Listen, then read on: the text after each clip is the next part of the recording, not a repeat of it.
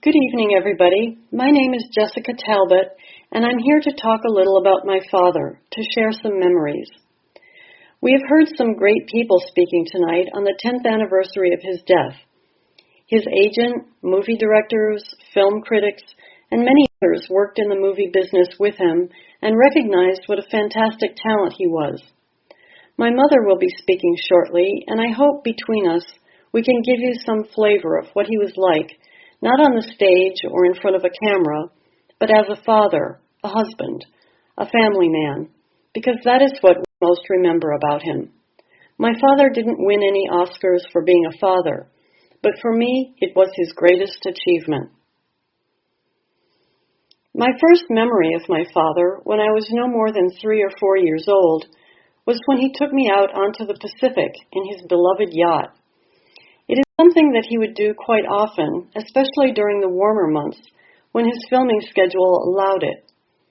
I was fascinated by two things that day: the huge size of the ocean, something I hadn't been aware of standing on a beach, and the second thing was my father's enormously hairy chest, which I could see through his unbuttoned navy shirt. I don't remember anything he said to me that day, but on future occasions on that boat, he used to tell me that the world was mine if I wanted it, that I could do anything I wanted to. He would tell me the only limit was the limit of my ambition. I have my father to thank for the belief that he gave me even from my youngest days. My father would use that boat as a way of escaping the hectic world of Hollywood. He used to be so happy when we were out there, sometimes with my mother, sometimes just the two of us. Sunlight coming off the waves and wind blowing our hair into our faces. When I think of our father happy and relaxed, I think of him under the big sails of the boat, not at home where he would too often be busy with reading scripts or taking phone calls. Out on the ocean, there was none of that. Even today, I feel closer to my father when I'm at sea. It's a strange feeling.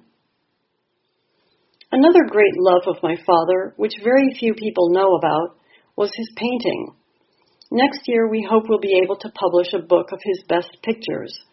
He had a real passion for the coastline north of Los Angeles and would happily sit on a sand dune for 3 or 4 hours, trying to get the little tufts of grass just right.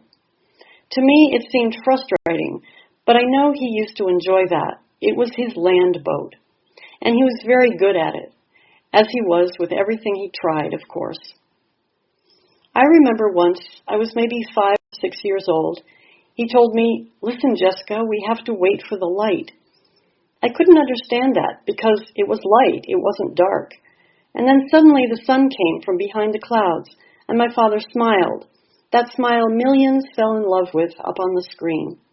I got to see that smile every day. He smiled it just for me. That was my dad.